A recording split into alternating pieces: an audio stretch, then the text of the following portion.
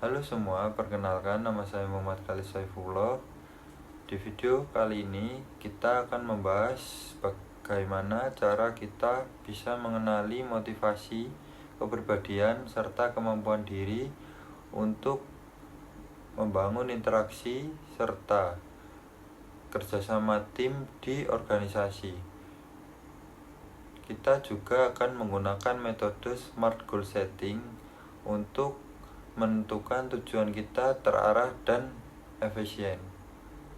Pertama-tama, mari kita bicara tentang motivasi dan kepribadian.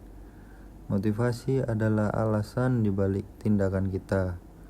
Ada orang yang termotivasi oleh prestasi, ada yang lebih suka membantu orang lain, dan ada juga yang termotivasi oleh tantangan baru. Saya pribadi merasa lebih termotivasi saat bekerja dalam tim karena saya suka berbagi ide dan belajar dari orang lain. Namun, ada juga saat dimana saya lebih produktif bekerja sendiri, terutama saat saya perlu fokus mendalami sesuatu.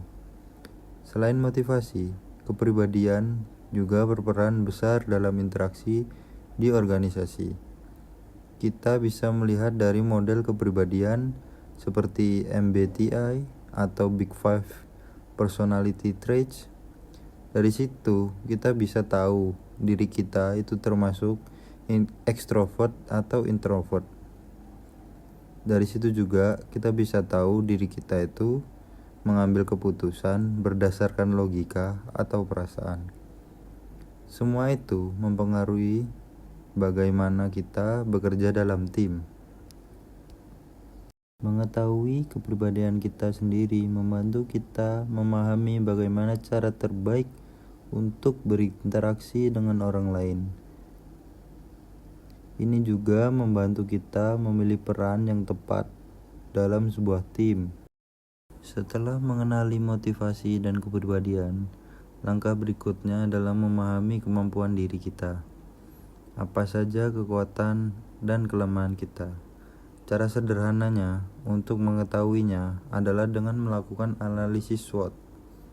Sebagai contoh, saya menyadari bahwa saya memiliki kekuatan dalam komunikasi dan pemecahan masalah. Namun, saya juga tahu bahwa saya masih perlu meningkatkan manajemen waktu.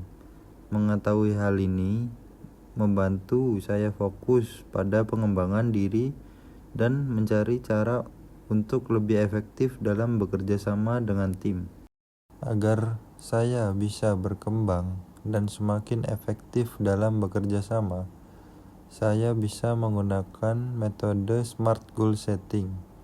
SMART adalah singkatan dari Specific, Measurable, Achievable, Relevant, Time-bound. Spesifik ini untuk menentukan arah atau tujuan kita. Contohnya, saya ingin meningkatkan kemampuan komunikasi dalam tim. Yang kedua ada measurable atau terukur.